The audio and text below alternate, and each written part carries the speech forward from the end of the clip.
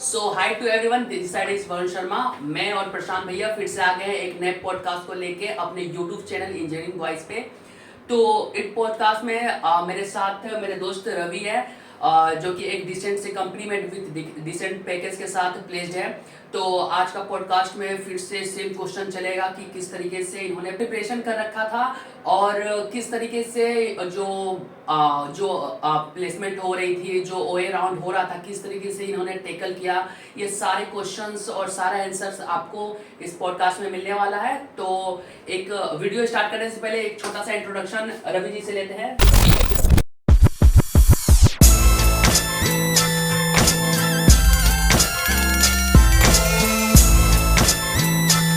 तो हाय रवि, कैसा हो? हाय।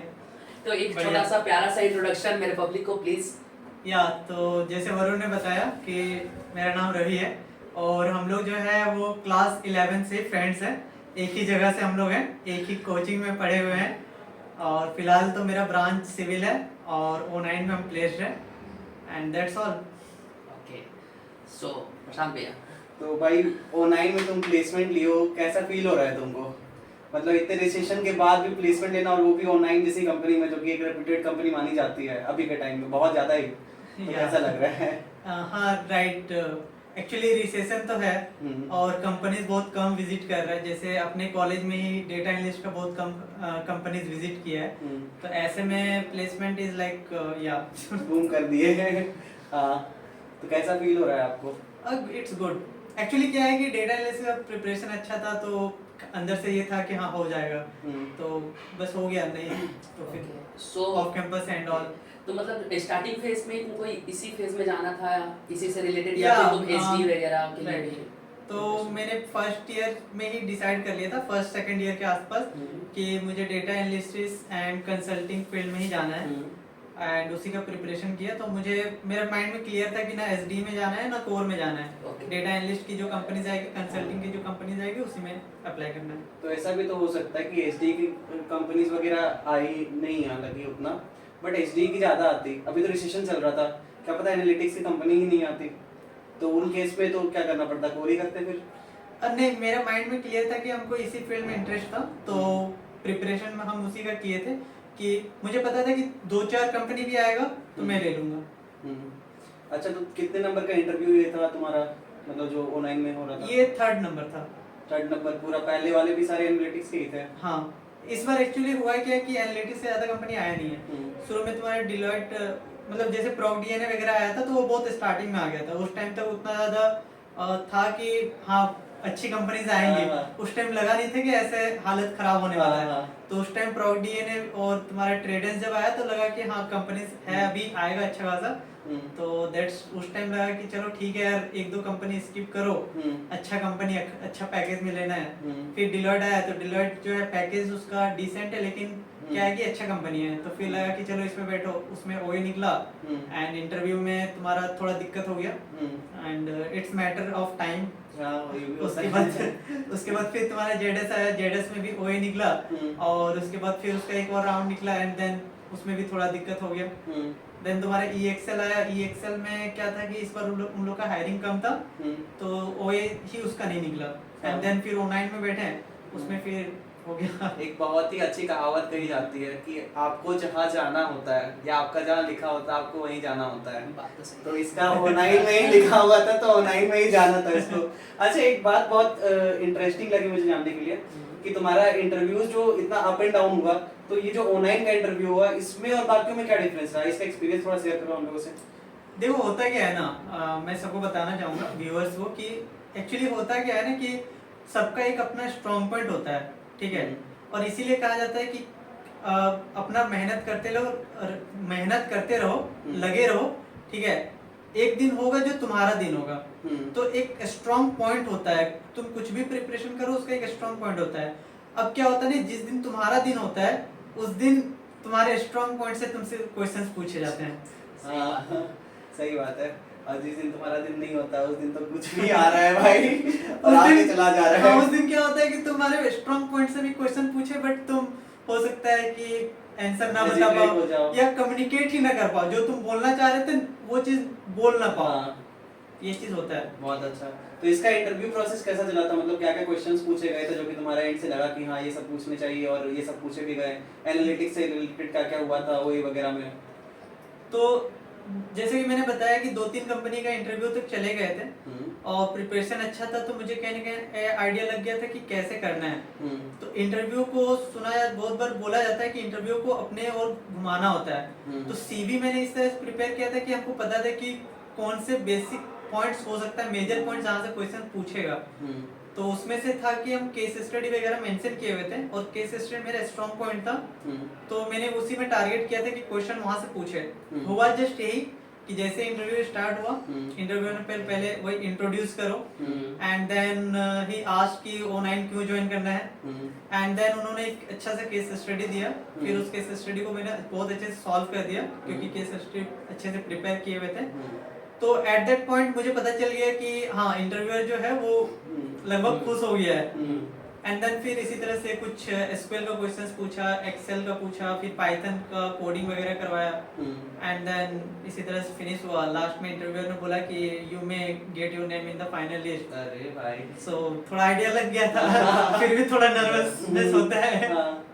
तो इंटरनली लग रहा होगा कि भाई स्टार्टिंग से भी 3 जा रहा है मेरा, ऐसा ऐसा गया है और ये वाला भी वैसा ही ना हो जाए कि अच्छा तो लग रहा है मुझे भी कि मैंने तो सारा कुछ आंसर करा है, लेकिन सामने वाले को अच्छा लगा या नहीं हो मुझे नहीं पता। हाँ। तो ऐसा तो होता है भाई। रिलैक्स हो जाओ भाई, कोई दिक्कत नहीं है, रिलैक्स ही है। अरे ये एनालिटिक्स का तो फील्ड में मैं हूँ नहीं, हाँ। ठीक है। तो जैसे मैं सपोज मैं जूनियर हूँ और फर्स्ट ईयर में ज्वाइन किया हूँ, तो किस किस पार्ट पे मेरे को ध्यान देना है कि हम सेकेंड ईयर थर्ड ईयर में अच्छा परफॉर्मेंस करें? हाँ, ये एक बहुत बड़ा कंफ्यूजन होता है कि एनालिटिक्स में करना क्या होता है, क्योंकि बहुत बार सुनते हैं कि 1-1.5 महीना में प्रिपरेशन हो जाता है। तो देखो एनालिटिक्स कंपनी में जो है ना गेस्टिमेट, पजल्स, ठीक है, ये सब पूछा जाता है, केस स्टडी। और जब तुम प्रिपरेशन करोगे गेस्टिमेट और केस स्टडी का, तो तुम्हें बहुत हद तक ये लगेगा कि ये तुम्हारा लॉजिकल थिंकिंग, क्रिटिकल थिंकिंग पे डिपेंड करता है, तुम्हारा बिजनेस नॉलेज, डोमेन नॉलेज पे डिपेंड करता है। तो यदि तुम्हारा बिजनेस माइंडसेट है, ठीक है, और क्रिटिकल थिंकिंग अच्छा है, लॉजिकल थिंकिंग अच्छा है, तो थोड़ा मोड़ा प्रिपरेशन करोगे, 1-2 क्वेश्चन, 5-6 क्वेश्चन करोगे, तुम्हें आइडिया लग जाएगा कि कैसे आंसर्स करने होते हैं। रहा बात टेक्निकल टूल्स का, तो टेक्निकल टूल्स सीखने में ज्यादा टाइम लगता नहीं है, 2 से 3 महीना लगेगा तुम्हें कोर्स कंप्लीट करने में।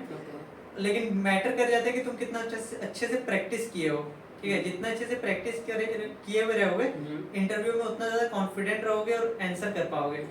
तो अभी तुमने प्रैक्टिस की बात करी, तो प्रैक्टिस में एक मेन मोटिव रहता है कि हम सही चीजों को प्रैक्टिस करें, ये बहुत जरूरी होता है। तो तुमने सही चीज कैसे चुनी और लाइक क्या क्या तुमने चुना कि ये राइट रहेगा मेरे प्रिपरेशन के लिए? तो डिपेंड करता है कि तुम करना क्या चाह रहे हो। जैसे कि मीशो आई थी कंपनी, ठीक है, उसमें था कि तुम्हारा ओए राउंड में एसक्यूएल का क्वेश्चन था, तो एसक्यूएल का उसमें आई थिंक 3 क्वेश्चन था, ठीक है, एंड 2 मीडियम होता है, एक टफ होता है, और ये एडवांस एसक्यूएल से पूछा जाता है। तो यहाँ पे प्रैक्टिस बहुत अच्छा तगड़ा चाहिए होता है, क्योंकि तुम्हें लगभग आई थिंक 45 मिनट का टाइम था या 1 घंटे के आसपास, और फिर तुमको वो 3 क्वेश्चन सॉल्व करना था। तो यहाँ पे प्रैक्टिस बहुत अच्छा चाहिए होता है। तो बहुत अच्छे से यदि तुम प्रैक्टिस किए हो तो ये निकल जाएगा। बात करें इंटरव्यू के पॉइंट ऑफ व्यू से, तो इंटरव्यू के पॉइंट ऑफ व्यू से एसक्यूएल में उतना ज्यादा नहीं करना होता है, क्योंकि वहाँ पे तुम्हारा एडवांस एसक्यूएल का क्वेश्चन क्वेरी लिखने नहीं आता है। वहाँ पे तुमसे कुछ डेफिनेशंस पूछे जाएंगे और क्वेरी पूछा भी जाता है, तो मीडियम लेवल तक, इमीडिएट मतलब मीडियम लेवल तक ही जाता है, उससे ज्यादा लेवल नहीं जाता है। तो वो तुम एक इंटरव्यू क्वेश्चंस देखोगे ना, और फिर लीड कोड का और जीएफजी वगैरह का क्वेश्चंस लगा लोगे, तो दैट्स आई थिंक इनफ। और इसका एक सेट ऑफ क्वेश्चन है, 75 क्वेश्चन है लीड कोड पे।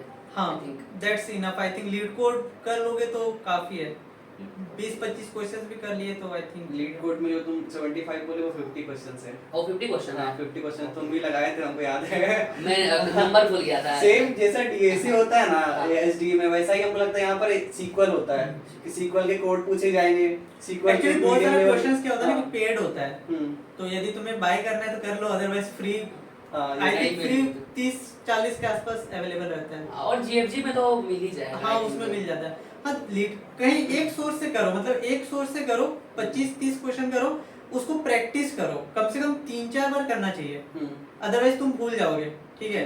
वो हुआ है मेरे साथ।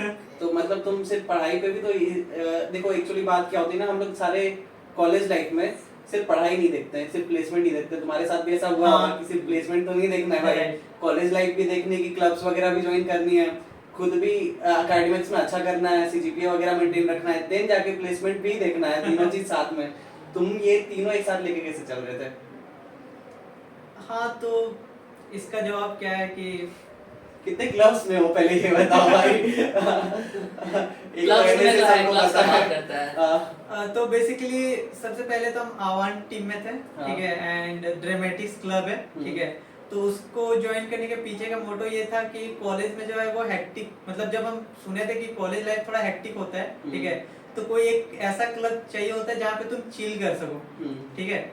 देन एनएसएस ज्वाइन किए थे जहाँ पे तुम्हारा कल्चरल, मतलब अपना वैल्यू वगैरह, एथिक्स वगैरह डेवलप हो सके, तुम एक ह्यूमैनिटी वगैरह जो डाउन टू अर्थ तुम्हें रखे। एंड उसके बाद फिर कलफेस्ट टीम में थे, और वहाँ पे बहुत ज्यादा चीजें फिर मैंने सीखा। मतलब 3 क्लब्स में थे। हाँ, कलफेश में कौन से डिपार्टमेंट में थे तुम? हम सीए टीम में थे, सीए मींस मतलब क्या करना होता है कॉर्पोरेट उसमें? अफेयर्स। उसमें स्पॉन्सरशिप वगैरह के लिए डील किया जाता है। तो उसमें सबसे मेन चीज था कि रिस्पॉन्सिबिलिटी वगैरह हम लोग को बहुत ज़्यादा दिया गया था। थर्ड ईयर में थे तो सारा रिस्पॉन्सिबिलिटी हम ही लोग में था। तो मैनेजर से, मार्केटिंग मैनेजर से बात करना, कंपनीज हेड से बात करना, उन्हें कन्विंस करना, काइंड ऑफ कि जस्ट लाइक दैट कि मार्केट रिसर्च करो, बिजनेस डोमेन को जानो, फिर उनको टारगेट करो कि आप क्यों हमें स्पॉन्सर करना, आपके लिए क्यों बेनिफिशियल होगा। जस्ट लाइक डेटा एनालिसिस में भी काइंड ऑफ चीजें वही की जाती है कि चीजों को एनालाइज करो और उसके बाद उन्हें बताओ कि ये चीज करने से ये क्या फायदा होगा। और एकेडमिक्स के बारे में? एकेडमिक्स में था ये कि 8 सीजी पे मेंटेन करना था, ठीक है। तो मेरा लास्ट तक गिरते गिरते 6 सेमेस्टर में 7.97 हो गया, और था कि चलो ठीक है, मतलब एवरेज नहीं थे तुम, हाँ, एवरेज से थोड़ा सा ऊपर का सीजी था। मेनली कंपनीज जो देखता है ना वो 7 तक देखता है, ठीक है। लगभग 3-4 कंपनीज ही हुए जो 8 के आसपास आता है, तो 7.97 यू कैन से 8। हाँ श्योर। तो इसके बाद भी तुम्हें अब प्लेसमेंट पे आ जाए तो प्लेसमेंट की प्रिपरेशन तो तुमने करी थी कि डेटा एनालिटिक्स तुमने स्टार्टिंग से सोच के रखा था। अच्छा, तुमने ये बोला क्या कि क्लब्स में एक चिलिंग वाला पार्ट होता है कि इसके लिए क्लब्स ज्वाइन करना होता है, तुम्हारे लिए ये आह्वान ही क्यों बना? क्योंकि मेरे को डांस आता नहीं है। अरे भाई, हाँ मतलब एक्टिंग आती थी पहले से। हाँ, एक्टिंग थोड़ा मोड़ा किया था, और सिंगिंग आता नहीं है, तो था कि चलो एक्टिंग ही थोड़ा मोड़ा कर लिया जाए। एक्टिंग तो आजकल सब कर ही लेते हैं। अरे भाई, अच्छा कभी किसी के साइड से सुनने नहीं मिला कि भाई तुम तो नौटंकी करता है, काइंड ऑफ ऐसे हंसी मजाक में? नहीं, मतलब दोस्तों के बीच तो होता ही है ना। बहुत नौटंकी कर रहा है भाई, हम तो सुनते थे जब हम स्टार्टिंग में थे ऐसे क्लब्स वगैरह में। तो नहीं, ऐसा कुछ नहीं, क्योंकि मैं उतना भी ज्यादा एक्टिव नहीं था। बस मुझे था कि चिल करना है, तो उसको कभी हेक्टिक, मतलब वर्क की तरह नहीं लिया, just as a passion follow करना। और एनएसएस में भी बहुत सारे लोग बोलते हैं क्या कि नेस्कैफे के पास चले जाओ, रैली निकल रही है। तो अच्छा, तुम्हारे कोई पोस्ट वगैरह था एनएसएस में क्या? हाँ, अभी है ना। हमें कौन सा पोस्ट है भाई? I am media head. Media, चलो बच गए भाई, कोई नहीं। तो हाँ, अच्छा ठीक है, ये तो हो गई क्लब्स वगैरह की बात है। अब थोड़ा तुम ये बात बताओ कि तुम जैसे, मतलब तुम्हारे पास एक्सपेक्टेशंस होंगे स्टार्टिंग में कि रिसेशन के बारे में, मतलब तुम तो बाद में रियलाइज किए होगे ना, सच में रिसेशन दिख रहा है। स्टार्टिंग में तो लगा हो कि कंपनीज आ रही है, लग रहा है। एक्चुअली रिसेशन का मतलब हम लोग जब थर्ड ईयर में थे ना, उसी टाइम तुमको भी पता है कि हम लोग को आइडिया लग गया था कि हाँ कि रिसेशन आने वाला है, तो थोड़ा प्रिपरेशन थोड़ा स्ट्रॉन्ग स्टार्ट कर दिए थे। तो वही फाइट करने का एक ही तरीका होता है, और था कि जो होगा सबके साथ होगा, मेरे साथ अकेले नहीं होगा। ये बहुत प्लस पॉइंट है, बहुत पॉइंट वाली बात है ये चीज। अच्छा, ये बात बताओ, तुमने जब थर्ड ईयर पे सोच लिया ये रिसेशन वगैरह, तो अभी जब तुम फेल हो रहे होगे कि लाइक सिर्फ एनालिटिक्स वाले में ही बैठे थे तुम कंपनीज में? हाँ, काइंड ऑफ कह सकते हो। मतलब बाद बाकी देखो, कोर का 1-2 कंपनी में बैठे, बट हमको अंदर से नहीं आ रहा था कि जाना है, तो लाइक कि बैठ जाते थे, ओए वगैरह दे देते थे, लेकिन लगता था कि इंटरव्यू में क्या बोलेंगे, मेरे को तो इंटरेस्ट ही नहीं है। और 1-2 बार को लगा कि 1-2 कोर कंपनी तो स्किप ही कर दी, क्योंकि जाके करना ही क्या है, ठीक है, मतलब चले गए, फिर वहाँ पे ना तो इंटरेस्ट आ रहा है और फिर एक बार ब्रांच भी कोर है ना, हाँ। तो कोर में एक बार घुस गए तो फिर नॉन कोर में स्विच करना बहुत मुश्किल होता है। ठीक है, कर सकते हो बहुत, बट बहुत मुश्किल होता है। तो ये था कि ठीक है, देखा जाएगा। बहुत सही। अच्छा, तो मतलब हमको भी ऐसा लगता है कि मेरा भी बहुत सारा इंटरव्यूज नहीं निकल रहा था, ऑब्वियस सी बात है। हाँ। तो ऐसा उस फील बहुत अजीब फील होता है कि भाई क्यों नहीं निकल रहा है मेरा, बाकियों का निकल रहा है। और वो तुम्हारी जो एनालिटिक्स की कंपनी है, जितना नाम बोले तुम, सारी मास हायरिंग टाइप की थी। तो उस पॉइंट पे अगर इंटरव्यू ना निकले तो कैसा फील होता है एकदम? देखो, समय समय की बात है, ठीक है, तो वही टाइम मैटर्स। और यदि यदि तुम अपना प्रिपेयर्ड हो तो इट्स लाइक कि हाँ ठीक है, कुछ कमी रह जाती है, ठीक है, उसको दूर करना होता है। ईगो में नहीं लेना होता है कि 10 बच्चे गए, मैं क्यों नहीं गया। क्योंकि बहुत बार होता है कि उन 10 में से एक दो ऐसा होता है जो कि तुमसे बहुत कम प्रिपेयर्ड होता है, तुमको भी पता है और उसको भी पता है। तो वहाँ पे लक भी मैटर करता है। तो वहाँ पे ये ना ईगो में ना लेके कि वो उसका कैसे हो गया, मेरा नहीं हुआ, तुम अपने में देखो कि तुम में क्या कमी रहा। ठीक है, जस्ट फॉर मैं बताना चाहूंगा कि जो मैं फर्स्ट इंटरव्यू दिया और जो लास्ट इंटरव्यू ऑनलाइन का दिया, अ लॉट ऑफ डिफरेंस। उस टाइम जो प्रिपरेशन मेरा था और फिर जब ऑनलाइन का दिया, उस टाइम का जो कॉन्फिडेंस और जो प्रिपरेशन था वो अलग था। मतलब कॉन्फिडेंस बहुत मैटर करता है। हाँ, मतलब चीजें इम्प्रूव करते जाओ। जो चीज देखो कि जैसे हम कोडिंग को बहुत ज्यादा इग्नोर किए हुए थे, ठीक है, तो डिलॉयट में मेरे से कोडिंग ही पूछा गया था, पाइथन का, तो वहाँ पे थोड़ा सा लैग कर गया। और ऑनलाइन में जब मैं इंटरव्यू देने पूछा तो कोडिंग का क्वेश्चन उतना ज्यादा तो नहीं पूछा, बट उस टाइम मैं इतना प्रिपेयर्ड था कि पूछ लो। हाँ, बता देंगे भाई, जो लेना है ले लो मेरे से। हाँ, और बता तुमको देंगे। जितना चाहिए उतना तो है ही मेरे पास इतने देर में। हाँ, मतलब ऐसा था कि जो चीजें कमी थी पूरा कर लिया। चलो, बहुत सही बात है। अब थोड़ा सा टर्निंग लाते हैं थोड़ा टॉपिक्स में। बहुत ही इंटरेस्टिंग क्वेश्चन जो कि सबके दिमाग में रहता है कि तुम 4 साल कॉलेज में रहे, ठीक है, तुमने कॉलेज के बारे में बहुत कुछ जाना और बहुत कुछ अच्छा भी लगा होगा। तो 5 पॉइंट्स तुम्हें बताना है कि कॉलेज के बारे में बहुत अच्छा क्या है, ठीक है, और 5 पॉइंट्स तुम्हें बताना है कि इम्प्रूव किया जा सकता है अपने कॉलेज के बारे में। हाँ, 5 चीज अच्छा। हाँ, 5 चीज अच्छा तुम्हें बहुत बताना मुश्किल है है भाई। ये भाई 1-2 पॉइंट बोलता तो हम भी मान सकते थे भाई, 5 पॉइंट अपना कॉलेज के बारे में अच्छा हो ही नहीं सकता है। कंपटीशन हाई है ना भाई। रजिस्ट्रेशन कंपटीशन में है, ठीक है। अच्छा बताना मुश्किल हो सकता है। खराब तो भाई 10 बोल देता, अभी जुबान में निकल जाता है। तो क्या बता सकते हैं, मतलब कॉलेज के बारे में।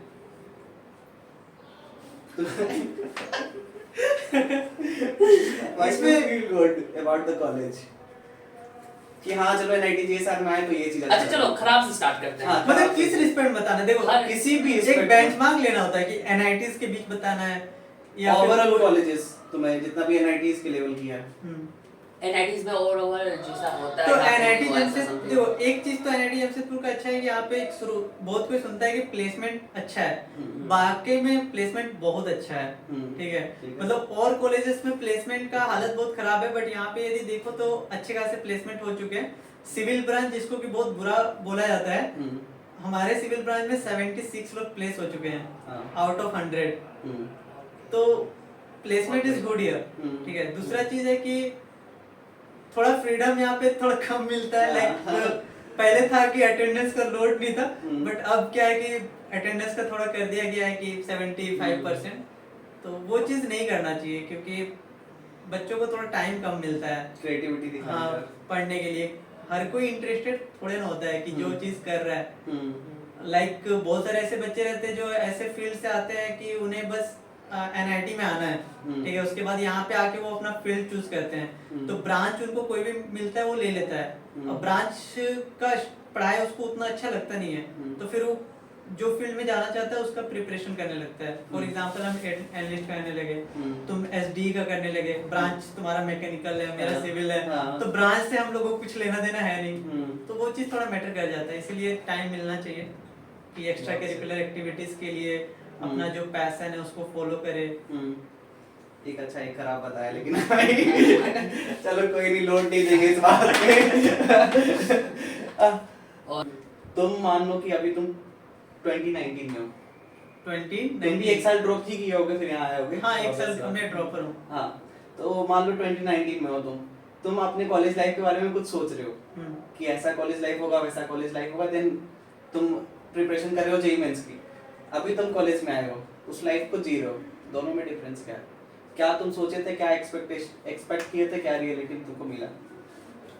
एक्सपेक्टेशन तो हाई रहता है, ठीक है, हाँ। क्योंकि जिस तरह के सपने दिखाए जाते हैं जेईई स्टूडेंट्स को वो समझ ही सकते हो, और कॉलेज में आने के बाद पता हाँ। चलता है कि भाई रियलिटी क्या है। हाँ। ठीक है, तो रियलिटी से भागा नहीं जा सकता है। जस्ट लाइक था ये कि हाँ कॉलेज जाएंगे थोड़ा चिल रहेगा, ठीक है, चीजें बहुत जानने को मिलेगी, लेकिन होता क्या है कि लाइक काइंड ऑफ बहुत सारी चीजें होती है, पॉलिटिक्स भी तुम्हें देखने को मिलता है, तो ऐसा लगता है कि जैसे मतलब पहले तुम्हें लगेगा कि पॉलिटिक्स सिर्फ नेता वगैरह पार्टीज वगैरह में होता है, फिर तुम्हें रियलाइज होगा कि नहीं, पॉलिटिक्स जो होता है लोगों के बीच वो में कॉलेज होता में है। भी होता है, कॉर्पोरेट में भी होता है। हम्म। यहाँ से तुमको वो चीज जानने को मिलेगा, एंड ठीक है, चीजें आने के बाद पता चल जाता है कि क्या रियलिटी और क्या एक्सपेक्टेशंस है। ऐसे सबके एक्सपेक्टेशंस अलग तो अलग। रियलिटी कैसा रहा तुम्हारे लिए?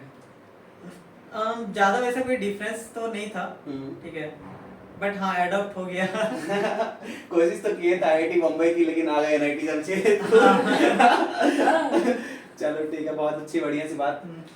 वो चीज है कि जैसे एक्सपेक्टेशंस होता है ना कि बहुत अच्छे अच्छे दोस्त मिलेंगे, तो वो चीज हाँ एक्सपेक्टेशन के साथ फुलफिल भी होता है कि तुम्हें वो जो होता है कि one of the best minds के साथ रहना, ठीक है, बहुत सारे चीजों के बारे में जानना, नई नई चीजों के बारे में जानोगे, क्योंकि अलग अलग लड़के अलग अलग चीज कर रहे होते हैं, और सब कोई यहाँ पे रहता है कि हर किसी को कुछ ना कुछ करना रहता है, ठीक है, तो तुम्हें डिफरेंट डिफरेंट डोमेन्स का नॉलेज मिल जाता है, तो ये एक्सपेक्टेशंस रहता है, एंड ये सही में मिल भी जाता है। बहुत बढ़िया बात। अच्छा, तुम्हारे जूनियर सपोज करो अभी फर्स्ट ईयर जो आए हैं, ठीक है, तुमको भी लग रहा होगा कि अब मैंने भी 4 साल में पूरे बहुत सारी गलती करी है अपनी लाइफ में, या फिर कॉलेज लाइफ, देखो कॉलेज लाइफ भी सही हो सकता है तुम्हारा जैसा भी है, या मेरा भी, या किसी का भी, और प्लेसमेंट भी अच्छा हो सकता है और एकेडमिक भी अच्छा हो सकता है, तो तीनों के हिसाब से तुम्हें क्या लगता है कि क्या क्या गलती हो सकती है लोगों से जो कि वो सुधार सकते हैं? और लाइफ स्टाइल भी एक मैटर करता है लोगों का, कि भाई तुम अपना लाइफ स्टाइल कैसे बनाते हो, कि एट द एंड तुम इंजीनियर बन के निकलने वाले हो, तो to be a good engineer, a good person is also matters. So उसके हिसाब से तुम अपने जूनियर को क्या कहना चाहोगे ठीक है, एज समरी? तो देखो इसको बहुत अच्छे से एनालाइज किए हुए हैं हम, ठीक है, तो एक अच्छा सा आंसर बता रहा हूँ।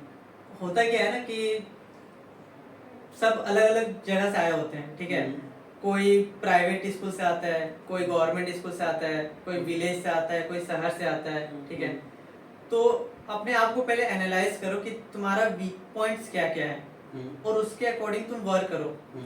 हर किसी के लिए क्लब ज्वाइन करना मैंडेटरी नहीं होता है, ये चीज तुम रियलाइज करोगे 4th ईयर में जाके कि बहुत सारे ऐसे दोस्त हैं जो क्लब ज्वाइन नहीं किए फिर भी वो बहुत अच्छा कर रहे हैं, और बहुत कोई है कि नहीं ज्वाइन करके पछता रहे हैं। तो ये डिपेंड करता है कि तुम्हारा फील्ड क्या था। अब मान के चलो कि तुम शहर के लड़के हो, ठीक है, और एक शुरू से बहुत अच्छे स्कूल्स में पढ़े हो जहाँ पे एक्स्ट्रा करिकुलर एक्टिविटीज वगैरह होता है, ठीक है, तो तुम्हारा already communication skill, time management, leadership, team work, ये सब ऑलरेडी तुम्हारा इम्प्रूव्ड है। अब फिर तुम कॉलेज में आके फिर से वही चीजें कर रहे हो, तो वो ज्यादा फर्क नहीं पड़ता है, ठीक है, और अब point of time first year और सेकेंड ईयर में ही ये चीज इम्प्रूव कर लेना चाहिए, क्योंकि थर्ड ईयर में तुम्हारा इंटर्नशिप स्टार्ट होता है, और थर्ड ईयर में ही तुमको रेगुलर प्रिपरेशन करना होता है, क्योंकि 4th ईयर का स्टार्टिंग डे से ही कंपनीज आना स्टार्ट हो जाता है, एंड सीजीपी एक डिसेंट मेंटेन करना होता है, तो तुम्हें पढ़ाई भी करना होता है। तो खुद को पहले एनालाइज करो कि तुम कहाँ पे तुम्हारा वीक पॉइंट्स है, और उसके अकॉर्डिंग वर्क करो। तो डिसेंट सीजीपी मेंटेन करना भी जरूरी है, सिर्फ चिल करने से भी काम नहीं चलता है। हाँ, ये भी बात है। तो ऐसा मतलब जरूरी नहीं है कि चिल करना किसी फेज में है, मतलब हम लोग जानते हैं कि बहुत सारी चीजें भी आती है, लाइक क्लब्स, मतलब क्लब्स में जाना, गर्ल्स से इंटरेक्ट करना, क्योंकि एज बीइंग अ बॉय तुम्हें ये भी कंपलसरी है कि तुम दूसरे पार्ट का भी परसेप्शन जानो, कि उनके बारे में क्या चलता है, उनसे बात कैसे किया जाता है, क्योंकि बहुत सारे लोग रहते हैं ना इंट्रोवर्ट टाइप से रहते हैं, इंट्रोवर्ट नहीं बोलेंगे, मतलब वो खुद में ही रहते हैं, ठीक है ना, कि क्या ही बात करे, क्या करना पड़ेगा। तुम जाकर मिलो, तुम उनसे बात करो, उनकी बातों को भी जानो, समझना बहुत इंपॉर्टेंट रहता है सभी चीजों को। फिर उसके बाद प्रोफेसर से भी बहुत कम लोग मिलते हैं, प्रोफेसर को भी अगर तुम मिलने जाओगे तो बहुत सी चीजें पता चलेगी तुम्हें कि रिसर्च पेपर वगैरह कैसे होता है, या फिर तुम इवन दो ये भी जान सकते हो कि उनका एक्सपीरियंस कैसा है, पीएचडी उन्होंने क्यों चूज करा, क्या टाइम आ जाए जो मेरे को भी स्विच करने का मौका मिले वगैरह, देन तुम बहुत सारे लोगों से ऐसे भी इंटरेक्ट कर सकते हो ताकि तुम कॉलेज को भी जानो, हाँ। क्योंकि बहुत डिफरेंट प्लेसेस से लोग आते हैं, तो उसके लिए तुम क्या कर सकते हो कि कैसे ये चीज इंप्रूव किया जाए, क्योंकि मेन मैटर यही करता है कि भाई तुम सिर्फ खुद के ही दोस्त फ्रेंड सर्कल में नहीं रह जाओ। तो थोड़ा डिप्लोमेटिक बनो, टीम बनाओ, ठीक है। हम्म। और क्लब्स में रहने का एक फायदा होता है हम्म। कि अदर ब्रांच के लोगों से मिलना, उनसे बातें करना, ठीक है, सीनियर्स से इंटरेक्शन होना, क्योंकि ऐसे में तुम किससे बात करोगे, बात करने के लिए कोई टॉपिक भी तो होना चाहिए। किससे बात करोगे, सीनियर्स से कैसे बात करोगे, ठीक है। टीम क्लब्स में रहने से चलो एक बहाना मिल जाता है कि सेम टीम में, सेम क्लब में दोस्त है, साथ में बैठे काम कर रहे हो, बातचीत किए, तो ये एक प्रोस्पेक्टिव मिल जाता है। तो इसीलिए टीम्स वगैरह ज्वाइन करना चाहिए। और प्रोफेसर से है कि पढ़ाई वगैरह, जैसे तुम क्लास वगैरह अटेंड करते हो, और देखो सबका अपना अपना फेवरेट प्रोफेसर होता है, ठीक है। ये तो है। तो तुम्हें अपने नेचर्स के अकॉर्डिंग ये आइडेंटिफाई करना होगा कि कौन सा प्रोफेसर तुम्हारे नेचर्स के अकॉर्डिंग अलाइन करेगा तुम्हारे साथ। फिर उससे थोड़ा से उसके क्लास में थोड़ा मतलब अटेंशन पे करो, अटेंटिव रहना। हाँ, अटेंटिव रहो, और डाउट्स वगैरह पूछो, पढ़ो अच्छे से उसके सब्जेक्ट्स को, और एक दो बार जाके बातचीत करो, इंटरेक्ट करो। हाँ, तो एक कम से कम एक दो प्रोफेसर से तो अच्छा से बना के रखना चाहिए। हाँ। ये मे भी सीजी में हेल्प हो जाए। सीजी में नहीं, लेकिन आगे चल के तुम्हें पता चलेगा कि हाँ करना चाहिए। मैटर तो करता है, क्योंकि 6 मंथ प्रोजेक्ट्स वगैरह जब करोगे उस टाइम फिर तुम ढूंढोगे कि कौन से प्रोफेसर के अंडर करें, और यदि ऑलरेडी तुम किसी प्रोफेसर से अच्छे से बना के रखे हो बॉन्डिंग, तो तुम उस प्रोफेसर को अडॉप्ट कर सकते हो, मतलब उसके अंडर प्रोजेक्ट कर सकते हो। बहुत सही यार, तुम्हारे इस पूरे पॉडकास्ट का एक्सपीरियंस मुझे बहुत अच्छा लगा। एंड फाइनली गाइस, मैं यही बात को कहना चाहूंगा कि बंदे ने स्टार्टिंग से एक ही गोल पे फोकस करा है कि एनालिटिक्स। ना ही उसने एसडी देखा, ना ही कुछ और देखा, ना ही मतलब साइड बाय साइड तुम्हें नहीं देखना है। If you are focused on a goal, just move forward towards the goal, खत्म। बस इतना ही काम करना है तुम लोगों को भी, और अपने लाइफ को भी बैलेंस करते रहो, क्योंकि जब यहाँ नहीं बैलेंस कर पाओगे तुम, तो कॉर्पोरेट में जाने के बाद भी तुम्हें वही काम करना पड़ेगा कि 9 to 5 ना, हाँ 9 to 5 जाना पड़ेगा, ठीक है। तो गाइस थोड़ा खुलो, ठीक है, कॉलेज में आने के बाद, और ये सब चीज तुम्हें बहुत काम देने वाली है, जो भी रवि ने बताया अभी। और thank you guys for seeing this podcast and subscribe वगैरह। बस यहाँ तक तुम वीडियो पे आ गया तो प्लीज भाई लाइक करो, सब्सक्राइब करो और शेयर करो, जो हमारे दोस्त हैं जिसको इस वीडियो का नीड है। और यहाँ तक आ गए हो तो एक यदि तुम्हारे मन में कोई डाउट है, कोई अदर क्वेश्चन है जो हम लोग नहीं पूछ पाए, तो वो कमेंट बॉक्स में तुम लिख सकते हो, क्योंकि प्रशांत भाई और हम दोनों कमेंट्स को देखते हैं और आपका रिप्लाई जरूर देंगे, आंसर जरूर करेंगे। और क्वेश्चन यदि अच्छा रहा तो हम लोग नेक्स्ट पॉडकास्ट में वो क्वेश्चन पूछेंगे। So thank you. Thanks Ravi. Thanks.